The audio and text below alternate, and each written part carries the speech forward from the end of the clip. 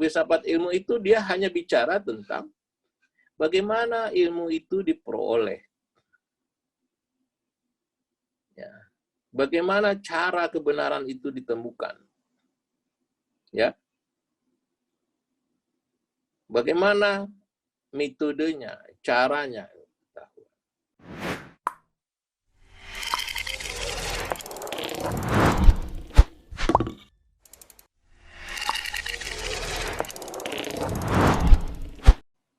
Apa sih filsafat itu? Pertanyaan pokoknya itu apa sih filsafat itu? Filsafat itu sebetulnya sebuah ilmu, pengetahuan yang mempelajari tentang kebajikan, kebijaksanaan. Oleh sebab itu orang yang disebut filosof, para orang-orang yang bijaksana, bajik kebajikan. Ya, kenapa disebut kebajikan? Karena mereka itu ingin mencari sesuatu yang benar. Yang benarnya tuh gimana sih? Gitu. Sesuatu yang benar. Bukan hanya benar ansi, tetapi yang benar-benar. Ya. Sebab ada juga yang benar, tetapi keliru. Yang dicari bukan yang benar yang keliru, tetapi yang benar-benar benar. Nah, sedikit saya pakai bahasa filsafat ya, supaya Bapak paham. Nah, oleh sebab itu, orang ingin mengetahui mengapa segala sesuatu itu ada di dunia ini. Kenapa Pak Wahyudi itu ada? Bentuknya seperti itu. Kenapa bentuknya seperti itu? Kenapa bentuknya tidak sama seperti Pak Dedi? Kenapa ada Ibu Pipi? Kenapa ada Ibu Dwi? Kok begini? Dari mana asalnya? Ya kan? Dari mana asalnya? Mengapa seperti itu? Apa sih samanya? Apa bedanya? Dan segala macam. Kenapa dunia ini ada? Kenapa dunia ini seperti itu? Dan segala macam. Di filsafat itu seluruhnya ditanya. Ya, oleh sebab itu salah satu metode terpenting di dalam mempelajari filsafat itu yang disebut skeptisisme. Skeptis. Ya, skeptis itu orang selalu ingin tahu apapun, ingin mempertanyakan. Mengapa Bu Nurjanah itu tiba-tiba hari ini membuka acara kita dengan doa? Di kelas-kelas sebelumnya dia belum doa. Ada perkembangan apa di dalam Bu Nurjanah? Ditanya oleh orang filsafat. Kalau mau orang bukan filsafat, orang senyum-senyum aja, nggak ditanya. Kalau saya sebagai orang filsafat, saya tanya, ada perkembangan apa Bu Nurjanah gitu? Ada perkembangan mental apa di dalam dirinya? Ada ilmu pengetahuan baru apa yang dimilikinya? Dan segala macam. Ya, itu. Jadi orang akan bertanya, ya, kenapa COVID ini ada dan berlangsung terus? Apa betul dia ada? Kok adanya nggak kelihatan? Mengapa dia nggak kelihatan? Apa yang disebut nggak kelihatan itu? Dan segala macam. Jadi pada pendek kata, filsafat itu ingin mengungkap segala rahasia yang ada di dunia ini. Yang belum pernah diketahui oleh orang lain. Yang belum pernah diketahui orang lain. Untuk apa? Supaya ada perkembangan-perkembangan, supaya kehidupan manusia itu lebih bermutu, lebih berkualitas, lebih maju dari tahap ke tahap. Jadi orang ingin membuka rahasia. Sebab rahasia dunia ini begitu banyak yang belum terbuka. Ya, kita banyak yang belum tahu. Ya, dulu kita belum tahu bahwa teknologi itu bisa menyatukan. Dulu kita belum tahu kalau kita bisa berdagang cukup dengan menggunakan laptop kita dan menggunakan bahasa Indonesia, orang yang di Cina sana cukup mendengarkan di laptopnya dan menerimanya dalam bahasa Cina. Dan kalau dia bicara saja dengan bahasa Cina dan saya menerimanya dalam bahasa Indonesia. Dulu kita belum tahu, sekarang kita tahu. Karena orang ingin mencari tahu apa segala sesuatu. Mengapa segala sesuatu ada? Dan apa yang ada di balik itu? Jadi prinsip pokoknya adalah orang wonder, ingin tahu macam-macam. Ya, tidak pernah berhenti berpikir, melakukan spekulasi, mempertanyakan segala sesuatu. Ya, dari mulai yang remeh-temeh ditanya, ya, kenapa hari ini, ya, Pak Sitio memilih baju putih? Memangnya di lemari Pak Sitio hanya ada yang ada baju putih. Padahal di lemari Pak Sitio itu ada berbagai baju berwarna lain-lain. Ada yang hitam, ada yang merah, ada yang biru, ada yang kuning. Tetapi kenapa ketika membuka lemari terus memutuskan mengambil baju putih, tidak mengambil baju merah? Ada apa dengan Pak Sitio itu? Ada apa di balik keputusan Pak Sitio itu? Memilih warna putih, padahal tersedia begitu banyak warna di lemarinya. Ya, ingin tahu orang. Ada suasana hati apa di Pak Sitio itu waktu itu memilih baju putih? Mengapa Budi memilih baju biru dengan pink? Ada suasana hati apa di balik itu? Ada pikiran apa? Dan segala macam. Kita ingin tahu. Kita ingin tahu segala sesuatu untuk mengetahui apa yang sesungguhnya ada di balik keputusan yang diambil oleh seseorang. Ya. Oleh sebab itu orang akan bertanya, dari mulai yang remeh-temeh tadi sampai yang substansi. Misalnya, apakah Tuhan itu ada? Maaf, di dalam hal ini kita harus beri catatan, kita sedang belajar filsafat, bukan belajar agama ya. Kalau belajar agama, keyakinan harus diyakini saja, tidak dipertanyakan. Tapi kita belajar agama, mau kita tanya, apa benar Tuhan itu ada? Kalau ada, seperti apa bentuknya? Kalau ada, di mana dia berada? Kalau ada, seperti apa dia hadirnya? Kenapa kita sholat? Kenapa kita pergi ke gereja? Yang disembah itu Tuhan atau imajinasi kita tentang Tuhan? Jangan-jangan apa yang kita sembah itu adalah imajinasi kita tentang Tuhan. Kita mempersepsikan ada sesuatu yang dikatakan Tuhan oleh diri kita sendiri, sehingga kita menyembahnya. Dalam antropologi itu dikenal sebagai totem. Ya kan? Orang membuat patung, orang membuat simbol-simbol, orang membuat, setelah dibikin disembahnya. Ya, disembahnya. Terus Tuhan itu yang mana? Semua ditanya. Yang begitu-begitu aja ditanya. Kadang-kadang itu akan bertentangan dengan keadaban publik, dengan rasionalitas publik. Ya. Tetapi untuk mencari yang benar, untuk mencari sesuatu yang substansial, yang benar-benar benar, maka semuanya sah untuk dipertanyakan.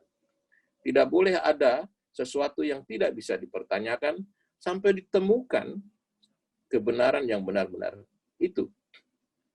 Oleh sebab itu, di dalam filsafat, dengan skeptisismenya, dengan mempertanyakan segala sesuatunya, tidak ada yang tabu dipertanyakan. Tidak ada yang tabu. Jangan kita berpikiran seolah-olah ini nggak boleh, itu nggak boleh. Nggak ada di dalam filsafat. Ya, nggak ada. Semuanya boleh dipertanyakan. Ya.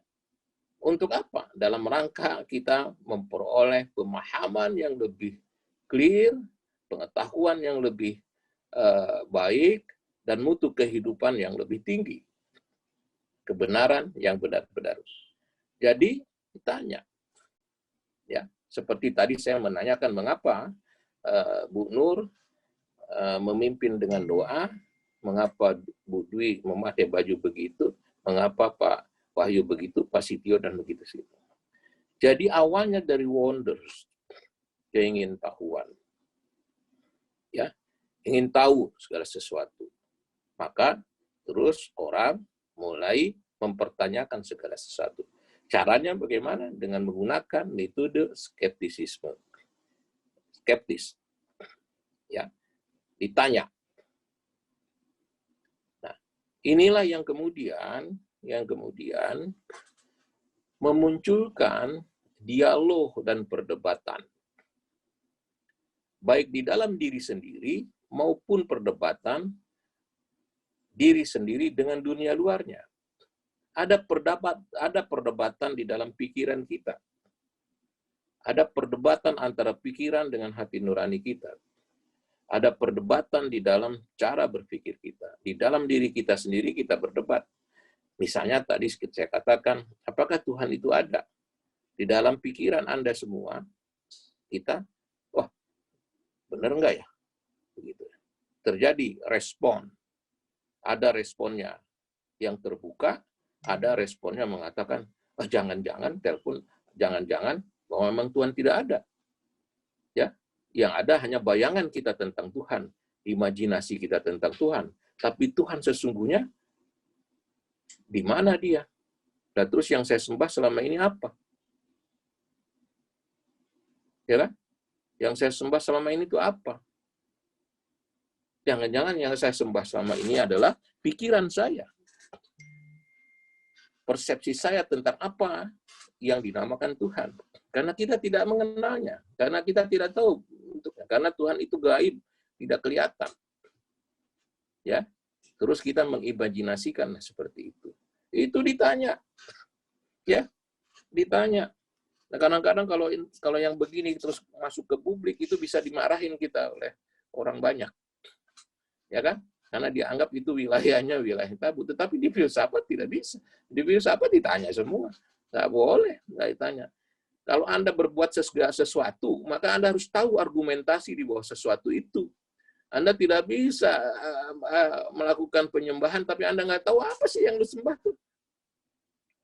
Gitu. Harus tahu. Benar nggak sih? Jangan-jangan nggak benar gitu. Mana yang benar itu? Anda harus bisa menjelaskan segala fenomena ini. Mengapa dunia ini ada? Dulu ada perdebatan yang lebih hebat itu antara Kopernikus dan segala macam. Orang mengatakan bahwa matahari mengelilingi bumi kan gitu. Seingat ya, Pak? Nah, terus itu dianggap kebenaran dan itu menjadi teori bahwa matahari lah yang mengelilingi bumi. Sebelum ada penjelasan lain. Tetapi setelah diselidiki dengan baik, ditanya, ya kan, ditanya lagi. Terus orang mengatakan, enggak. Ternyata bumi yang mengelilingi matahari.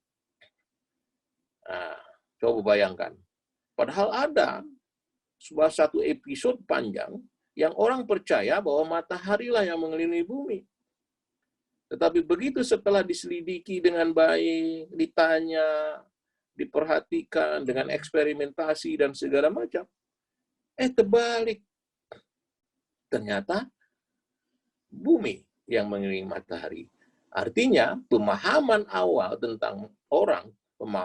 orang tentang matahari yang mengelilingi bumi dikoreksi oleh temuan baru akibat spekulasi, akibat mempertanyakan segala sesuatu. Sehingga yang benar itu adalah bumi mengelilingi matahari. Itu contoh bagaimana kita mengungkap rahasia di balik apa yang ada di alam raya ini. Banyak sekali. Banyak sekali persoalan yang belum terungkap. Ya, belum terungkap. Dan tugas kita sebagai intelektual mengungkap satu persatu. Baik yang besar maupun yang kecil. Baik yang praktis maupun yang besar. So, rahasia alam raya ini begitu kaya. Yang bisa kita manfaatkan untuk memperbaiki atau meningkatkan kesejahteraan kehidupan kita itu. Itu gunanya filsafat. Untuk membangun kesadaran bahwa mutu hidup itu bergerak terus, mencari terus ke sesuatu yang lebih bermutu, yang lebih meningkat. Tidak ada kebenaran yang final. Karena kebenaran yang final itu adanya, dalam bahasa agama disebut Tuhan. Gitu ya. Tapi Tuhan sendiri kita tanya. Nanti kita tanya, setelah ini kita tanya masing-masing diri, saya menyembah apa ya kemarin ya? Mulai ditanya. Ya, tapi jangan ditanya ke istri atau ibu atau di rumah atau teman di rumah, nanti digebukin orang kita. Lu nanya-nanya Tuhan, udahlah sembah aja. Nah, kalau udahlah sembah aja itu artinya wilayah agama.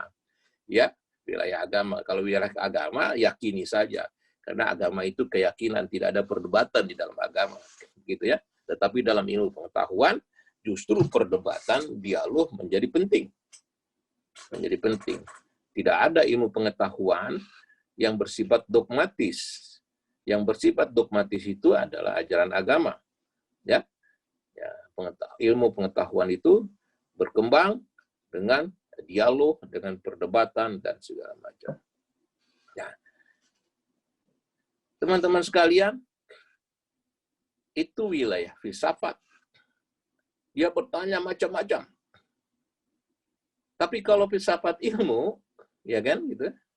Filsafat ilmu itu dia hanya bicara tentang bagaimana ilmu itu diperoleh. Ya. Bagaimana cara kebenaran itu ditemukan.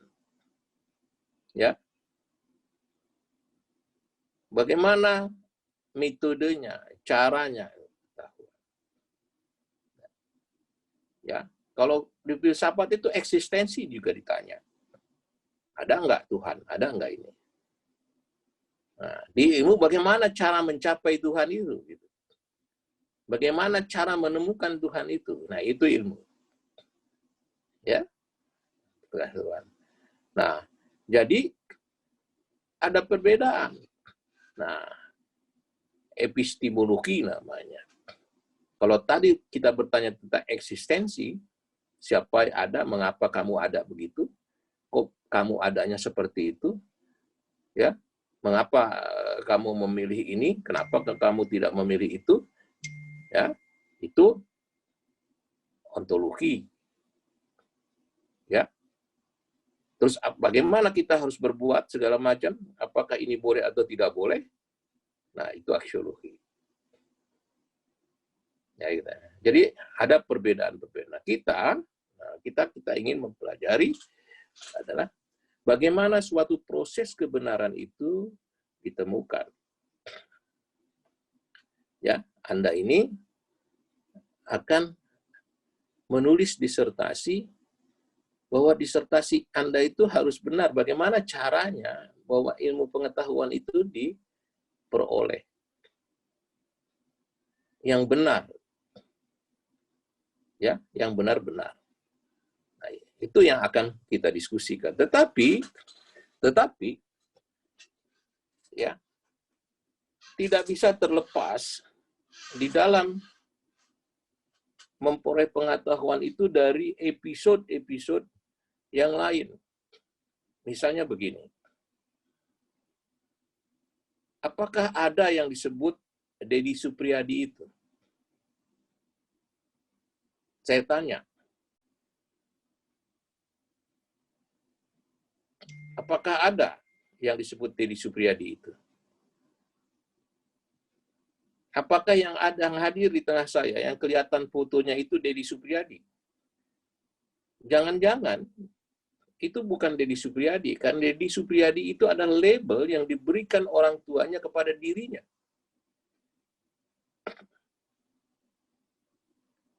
Lantas Dedinya yang mana? Kalau misalnya saya beri contoh seperti ini. Kalau saya buka Dedi itu, bajunya Dedi yang merah itu. Betul ya? Lihat kan? Lihat ya? Kalau saya buka bajunya Dedi yang merah itu, saya ganti dengan warna biru. Pertanyaannya, apakah dia masih Deddy Supriyadi?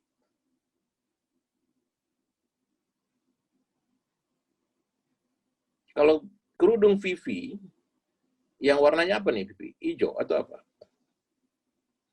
Saya ganti dengan warna merah. Apakah masih Vivi?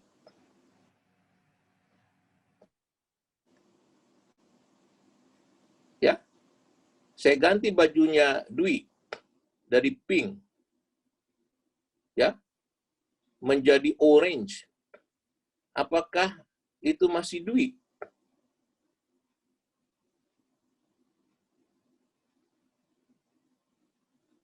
Orang sebagian bertanya, masih.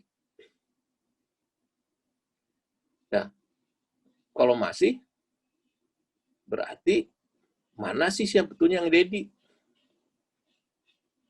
Baju atau baju?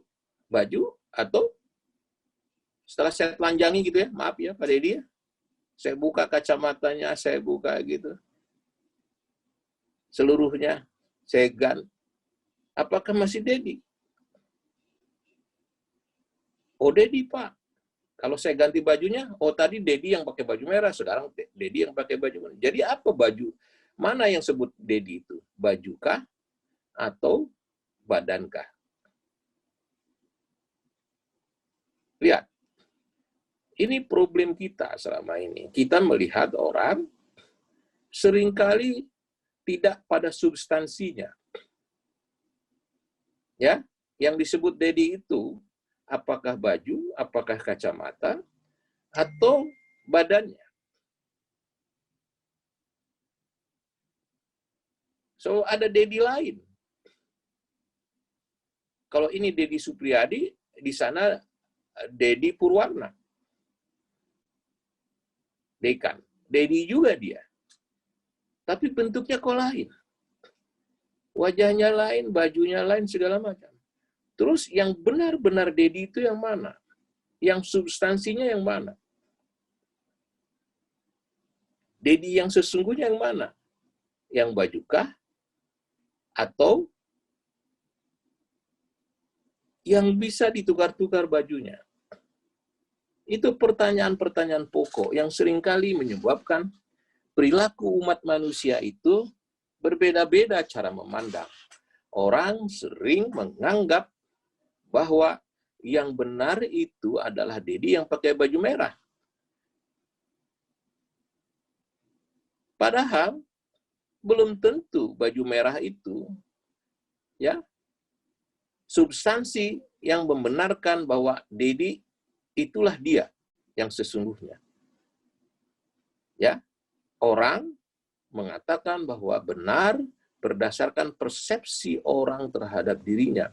Karena saya melihat Dedi dengan baju merah, maka itu saya katakan Dedi Supriyadi. Tetapi mungkin saya juga melihat ada Dedi yang pakai baju biru, tetapi bukan ada Dedi. Bukan Dedi Supriyadi, ada Dedi yang lain. Lantas apa bedanya antara Dedi yang lain dengan Dedi Supriyadi? Ya, di sini problem kita. Kita seringkali mengatakan bahwa kebenaran itu apa yang kita tangkap dengan panca indera kita. To be is to be perceived. Atau dalam bahasa Berkeley disebut ya esse percipi. Apa yang tampak, apa yang saya persepsikan, apa yang benar itu, apa yang ada itu sesuai dengan apa yang saya persepsikan.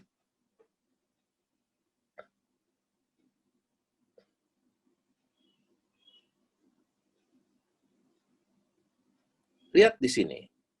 Di sini ada pikiran orang masuk kepada Dedi. Ya, kebenaran itu ya diasumsikan ada form. Saya membentuk apa yang sebut Dedi Supriyadi itu, tetapi di lain pihak saya juga membentuk apa yang disebut Dedi Purwana misalnya. Ya kan?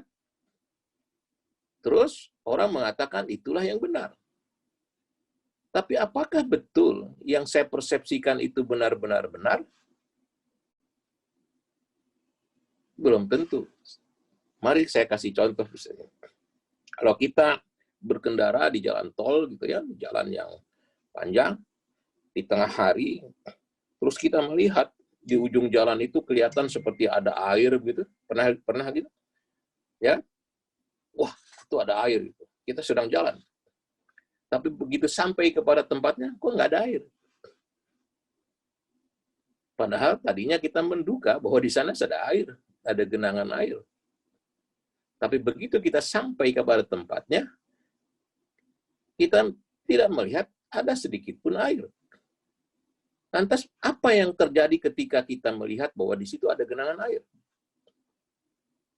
Itulah esse aspersipi.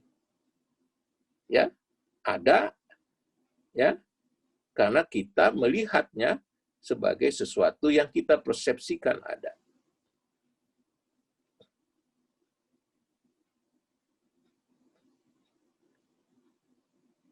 Bisa ditangkap ya? Nggak makin bingung nih.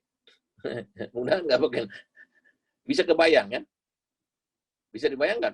Kalau agak ini kalau belum paham ditanya, ya. Coba dibayangkan ya, dibayangkan. Saya coba dengan kalimat-kalimat yang lebih mudah, mudah-mudahan bisa dibayangkan sambil membayangkan. Nah, oleh sebab itu, saya lanjutkan lagi. Baju, kacamata, ya kan?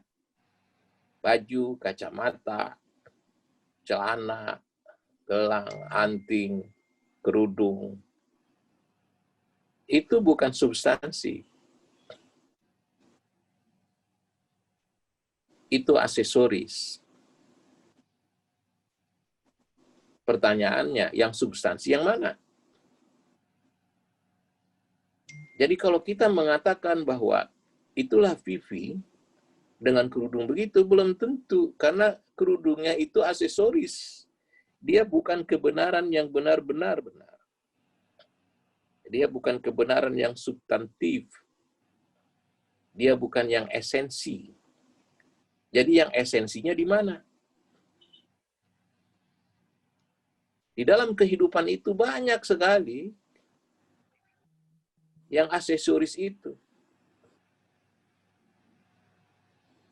Ya.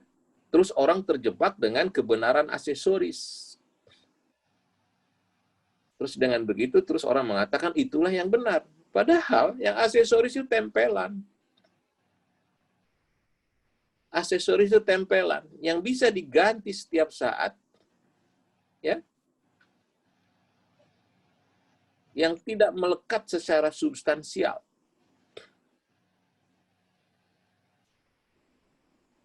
Nah, gitu.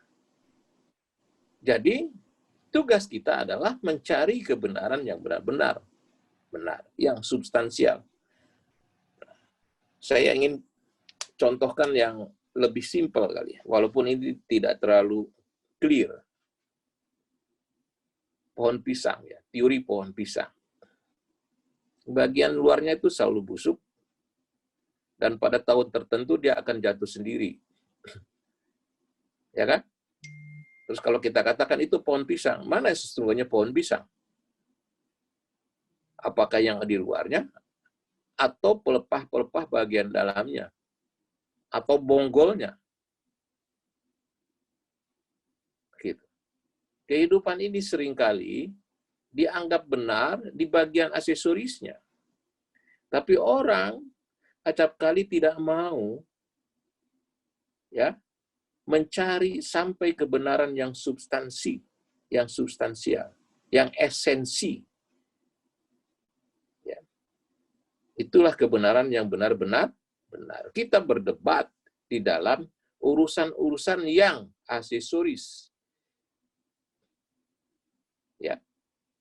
Padahal urusan itu ubahable, nah, gitu. Bisa diubah.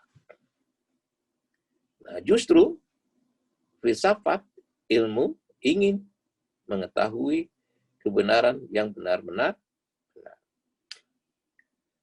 Mari juga saya tunjukkan sekali lagi misalnya, kalau tadi Pak Dedi itu saya telanjangi dalam tanda kutip ya, saya buka bajunya segala macam, ya kan? Sekarang saya ingin, maaf Pak Dedi ya, kalau saya pisahkan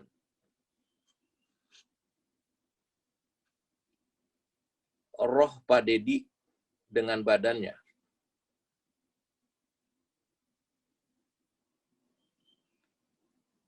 apakah Pak Dedi itu ada?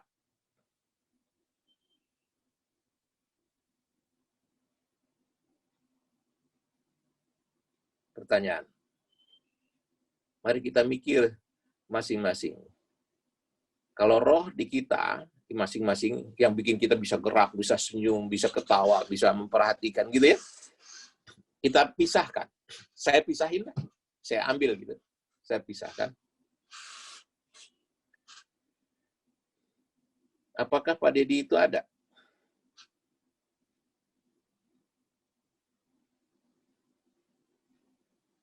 Sebagian orang mengatakan ada. Terus, ada apanya? Pak Dedi nggak bisa senyum? Begini aja, diam aja. Makanya terus orang mengatakan, ya sudah, maaf cakap. Ya, maaf cakap ini itu ya, misalnya. Ya udah, orang Indonesia begitu kan. Ya udah, kalau udah rohnya nggak ada, kubur aja. Ya kan? Terus pertanyaannya yang ada di mana? Pak Dedi itu adanya di mana? Di roh. Loh, rohnya di mana?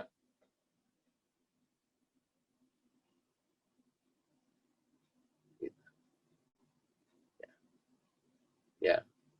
Antara badan dan roh nih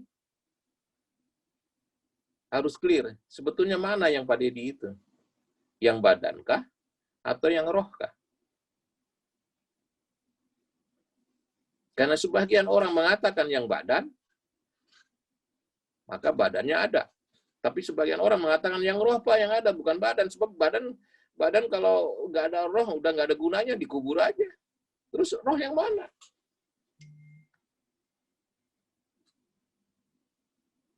Nah, di dalam filsafat, dua pandangan ini terus-menerus mengalami perdebatan, dan sampai saat ini perdebatan itu berlangsung. Mana sesungguhnya yang hadir duluan, yang ada duluan di dunia ini, yang bersifat spirit, ide, gagasan, yang gaib, atau yang faktual, yang empiris, yang data. Mana sesungguhnya yang ada? Sebagian orang mengatakan, Pak Dedi itu ada kehadirannya, ya, karena disebabkan oleh adanya roh, ada ide. Tanpa ada roh, tidak ada Pak Dedi. Bisa dibayangkan, Pak. Saya masukkan lagi rohnya ke Pak Dedi hidup. Hidup lagi. Bisa senyum, bisa ketawa, ya, bisa berpikir, ya, bisa berjalan dan segala macam. Tapi waktu tadi saya cabut rohnya, dia nggak bisa apa-apa. Begini aja. Oleh sebab itu sebagian orang udah kubur aja. Nggak ada itu. Jadi yang penting apa? Roh yang bersifat spirit, yang bersifat gaib, yang bersifat idea, di dunia idea. Di dunia yang sebab tanpa itu Pak Dedi nggak hidup.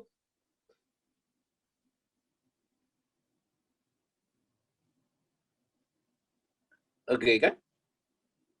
Nah, dengan demikian, ya, terus orang mengatakan bahwa sebetulnya kehidupan ini, ya, eksistensi seseorang itu ada kalau diawali oleh roh, oleh gagasan, oleh ide.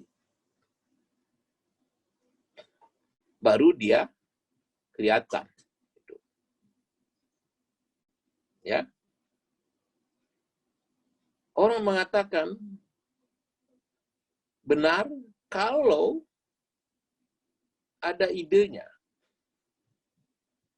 Tidak perlu ide itu bersinggungan dengan bendanya.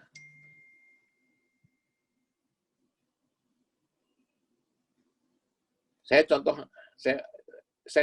contohkan sekarang begini. Saya menyatakan sekarang, siapa ya? Saya kasih contoh begini. Presiden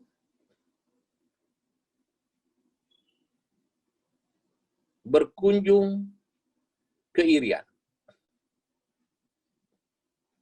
Pernyataan saya bahwa Presiden berkunjung ke Irian dianggap benar tanpa perlu saya mengatakan ada faktanya bahwa Presiden berkunjung. Mengapa? Karena pernyataan itu saya anggap benar, walaupun faktanya nggak kelihatan.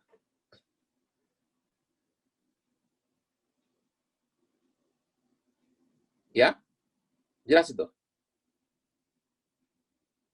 Orang yang mengutamakan ide itu, gagasan-gagasan itu, ya gagasan aja yang benar itu.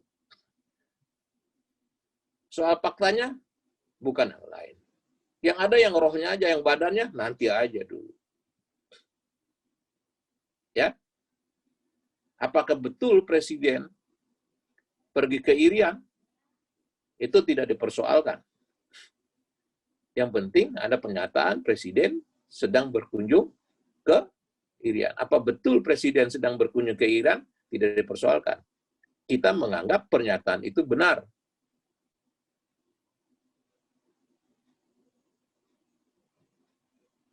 Apakah benar? Nantinya, ya kita cek.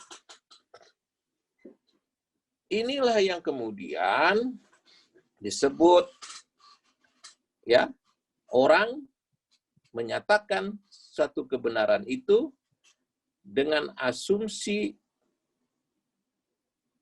pernyataan umum. Terus baru diverifikasi kepada faktanya.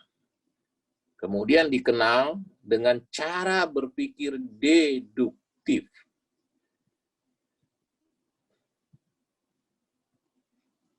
Aristotelian, ini khas cara berpikir Aristotelian. Ya. Deduktif. Idealisme. Dari ide-ide, ya, baru ide itu dibuktikan kepada apa yang terjadi di lapangan. Dia idealisme, metodenya deduktif.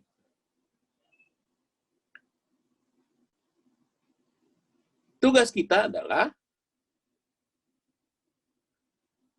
menghubungkan, menyatukan apakah ide itu betul.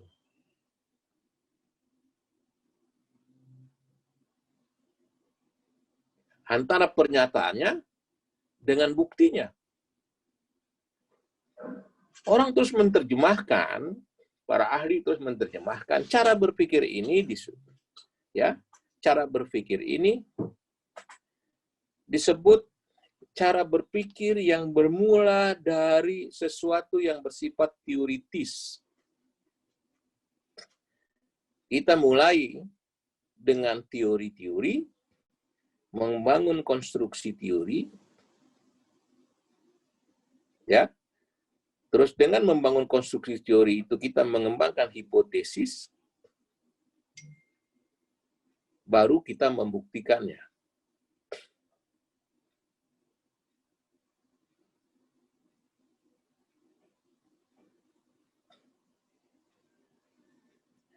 Jelas ya?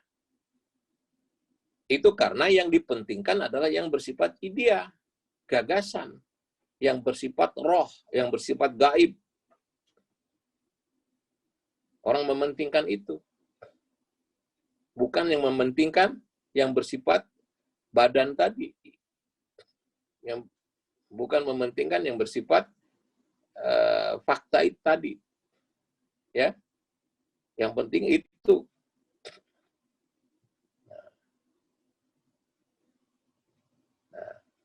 Cara berpikir, kebenaran cara seperti ini disebut koherensi. Bagaimana kita melakukan koherensi antara apa yang ada di dalam gagasan yang bersifat gaib, yang bersifat abstrak, ya, kepada dideduksikan kepada yang bersifat faktual. Itu yang disebut koherensi. Koheren enggak? Kita membuktikan apakah dia koheren atau tidak antara pernyataannya dengan buktinya.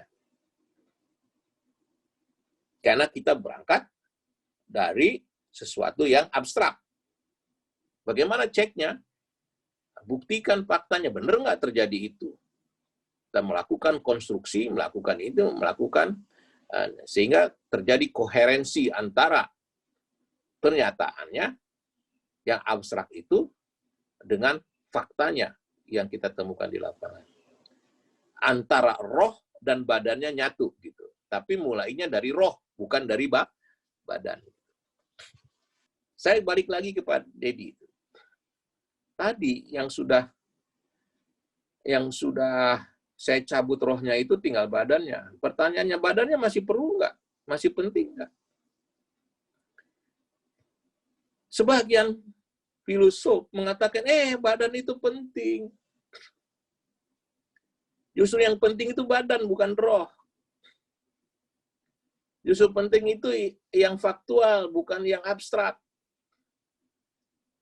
Ini badan ini jogdok gede kayak gitu tuh jangan disia-siakan, penting. Mengapa penting? Tidak mungkin pada di hidup itu, ya kan? Roh itu ada kalau dia tidak bersentuhan dengan badan gue nih. Bagaimana kita mengetahui roh itu ada, yang abstrak itu ada, kalau dia tidak bersentuh dengan badan gue? Coba, kalau dia nggak bersentuh, mana dia di mana adanya? Tapi begitu dia bersentuh, nih, gue bisa lagi bergerak. Nah, berarti yang penting siapa? Gue dong, badannya, bukan yang bersifat abstrak. Oh, tadi kita mengatakan yang penting itu yang roh, karena yang roh inilah yang bisa menggerakkan. Kata si badan, enggak, yang penting badan, karena tanpa badan lu nggak bisa apa-apa. Jelas tuh?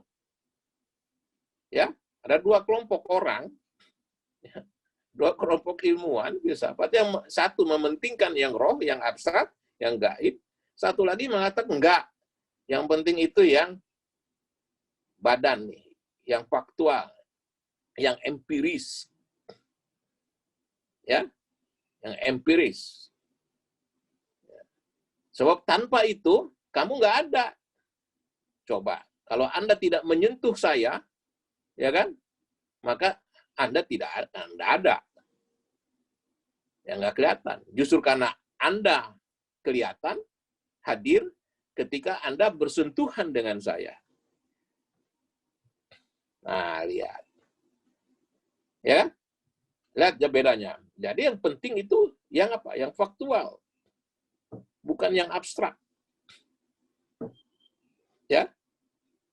Yang abstrak baru bisa dikonstruksikan dari yang faktual-faktual. Lihat cara berpikirnya. Kalau tadi dari yang besar, yang pernyataan umum, yang sekarang dari yang kecil-kecil, dari fakta-fakta empiris.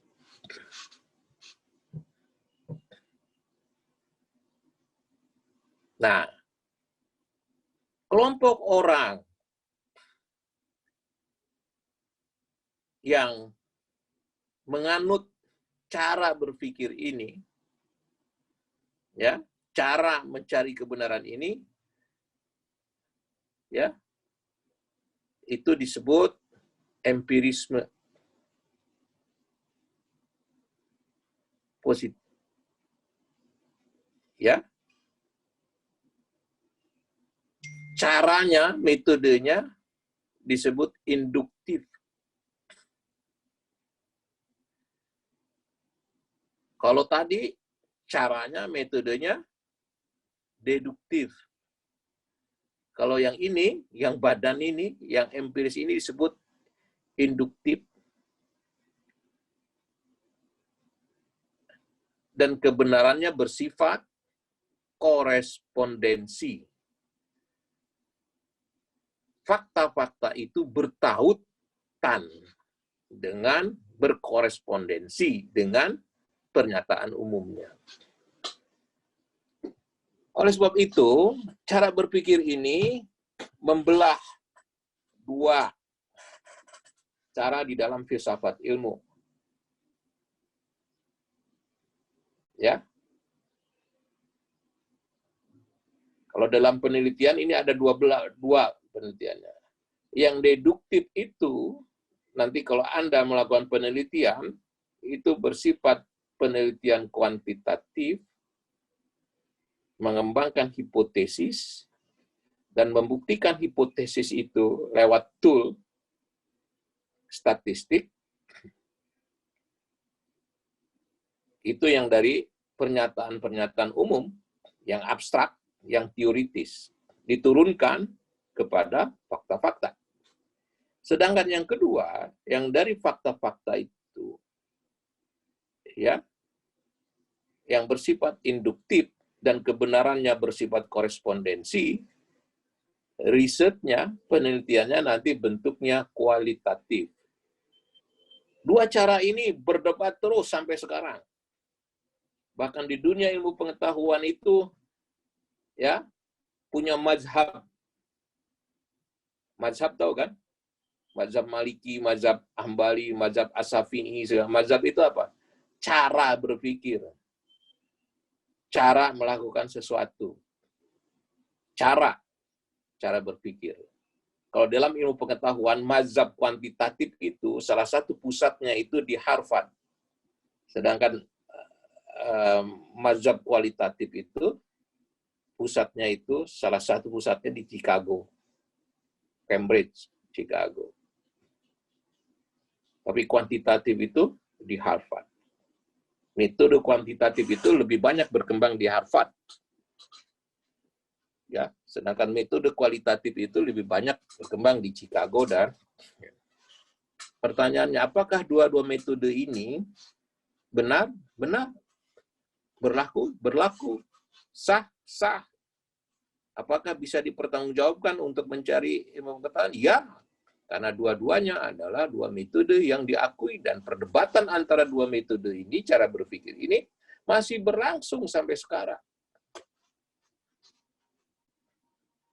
Bahkan terus kemudian orang mengatakan tidak cukup hanya metode kuantitatif saja. Karena metode kuantitatif seringkali juga tidak bisa menjelaskan komprehensivitas perkembangan ilmu pengetahuan. Karena dia terjadi reduksi tertentu. Misalnya, Dedi, ya, orang untuk mewakili apa yang disebut Dedi Supriyadi disamakan dengan X. Apakah X sama dengan Dedi? Terjadi reduksi besar-besaran. Dedi yang begitu kompleks, yang ada kacamatanya, ada begini, ada pelakuannya seperti ada disebut X.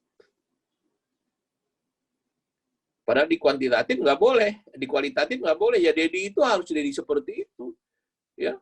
Yang kelakuannya seperti itu, yang kacamatanya seperti ini, yang begini, yang pribadi seperti itu. Tetapi di kuantitatif, Dedi itu X. Nah, terjadi simplifikasi yang menyebabkan terus terjadi reduksi value, nilai-nilai. Nah, tetapi karena angka-angka, X itu dianggap mewakili Dedi, ada asumsi bahwa X itu Dedi. Nah, diasumsikan.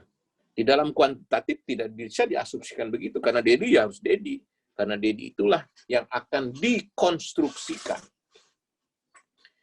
Kalau di induktif, kita merekonstruksi. Kalau di deduktif, kita menguji.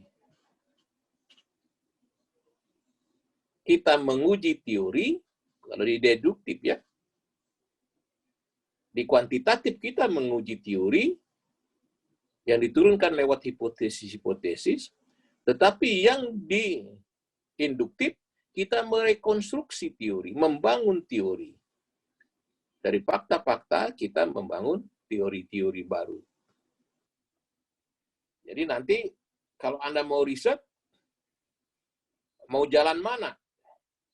Jalan kuantitatifkah misalnya, atau jalan induktifkah?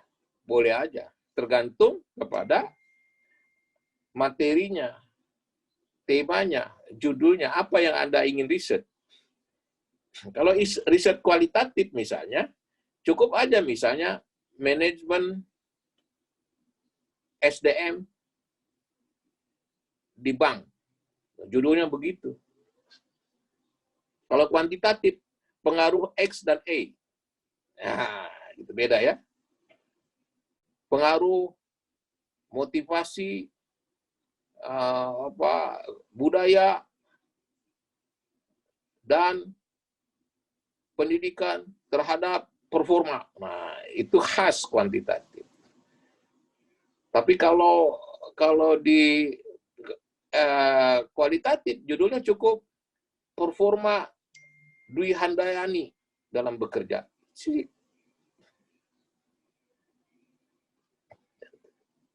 Nah, dua-dua metode ini sah, benar.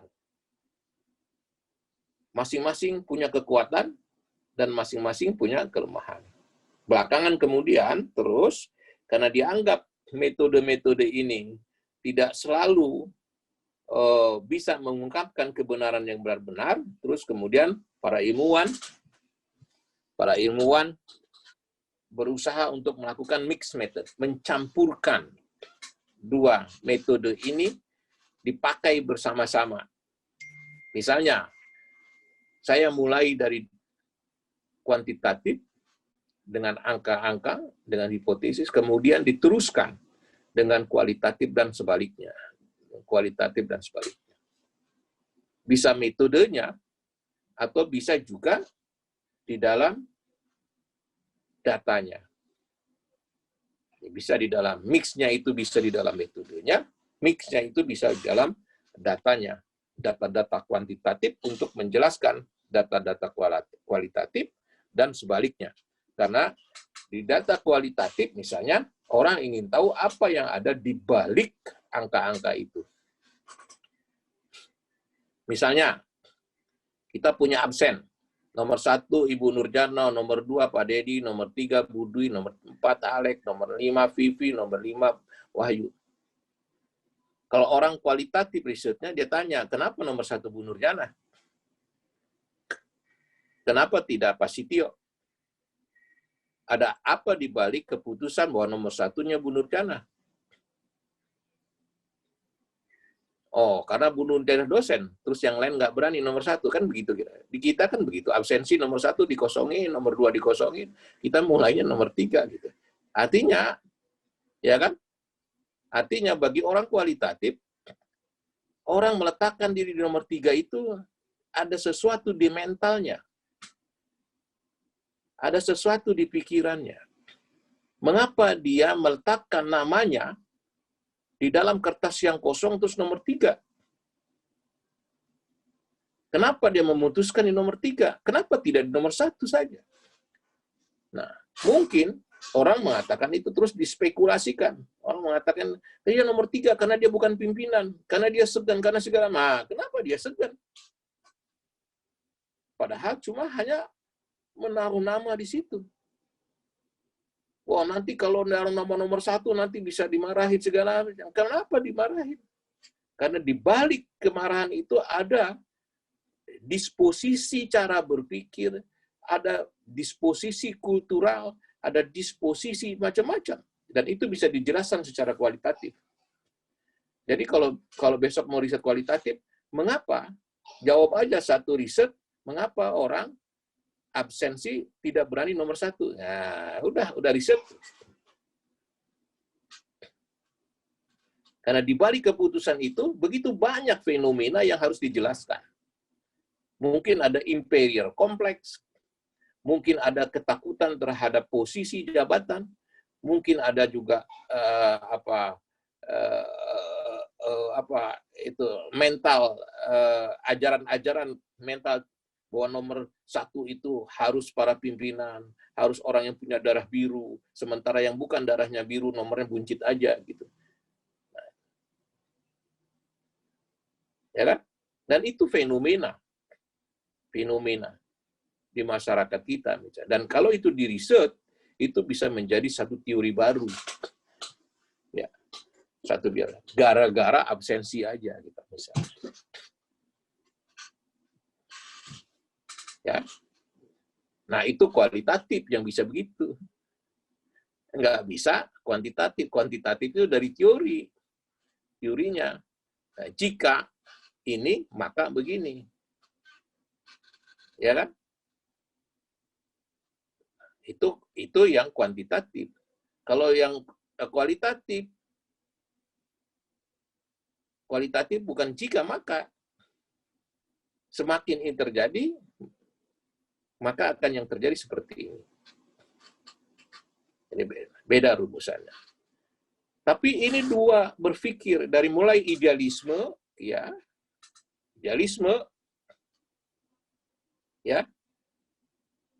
yang satu dari idealisme, dari gagasan-gagasan, dari ide-ide yang abstrak kepada yang empiris, satu lagi berangkat dari yang empiris kepada yang abstrak.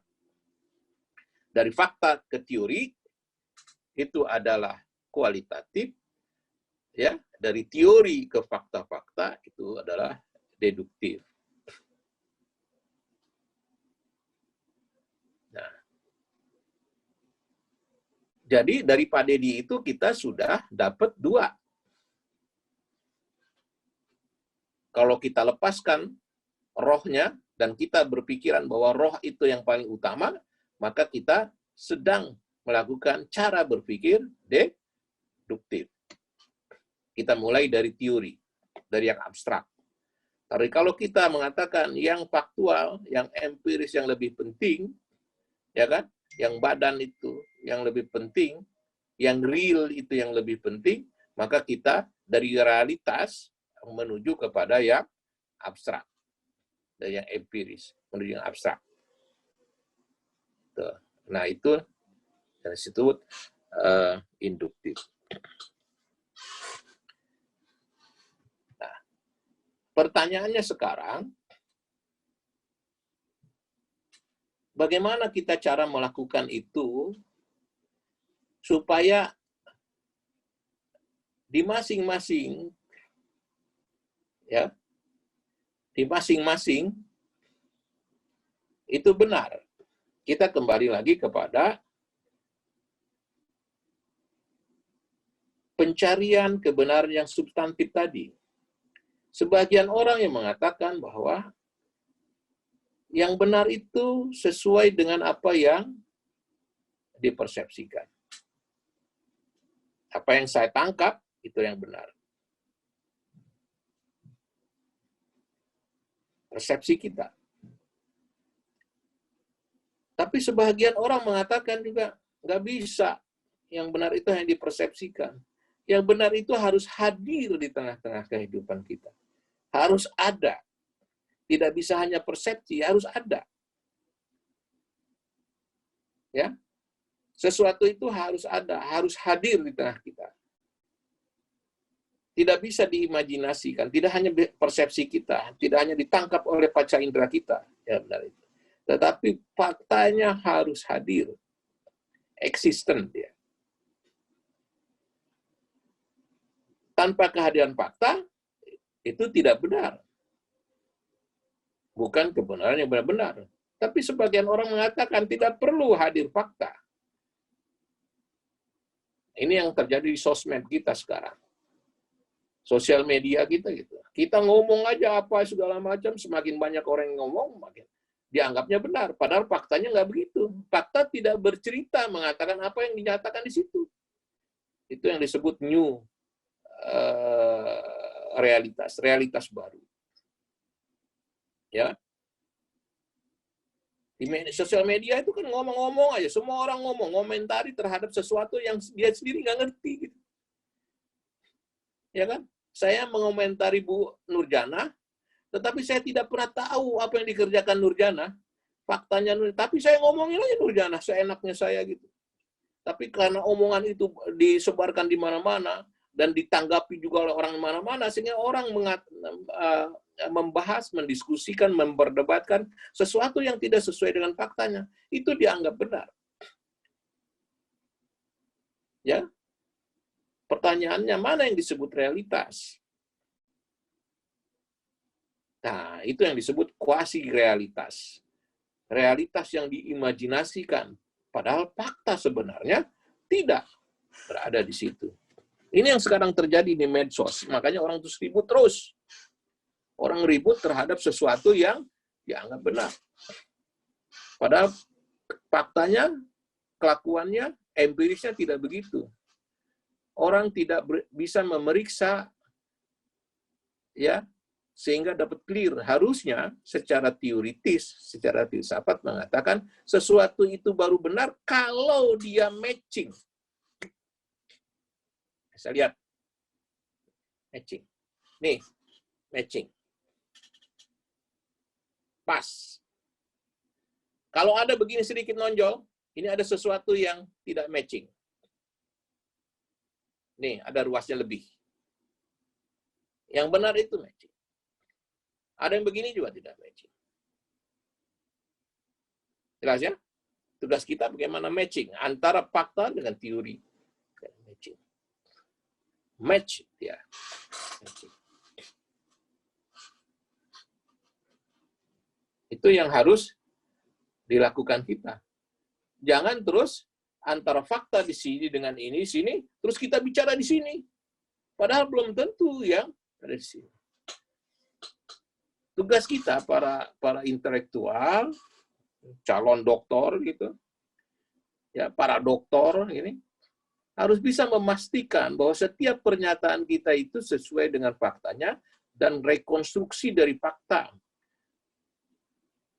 Bukan asal menyatakan saja. Ya, sehingga tidak gaduh. Yang banyak gaduh, orang berkomentar, orang menyatakan sesuatu, orang berkata-kata, tetapi lepas dari faktanya, sehingga sebetulnya dia tidak paham terhadap faktanya, terus dinyatakan. Ya. Nah, di dalam ilmu pengetahuan, apalagi nanti disertasi, tidak boleh terjadi pseudo ilmu pengetahuan. Anda, kalau menyatakan sesuatu itu, harus menunjukkan buktinya. Kalau ingin merekonstruksi teori, Anda juga harus membuktikan bahwa teori itu dibangun berdasarkan dari hasil rekonstruksi fakta-fakta, fenomena-fenomena, dan terus Anda melakukan pengembangan premis-premis baru, teori-teori baru.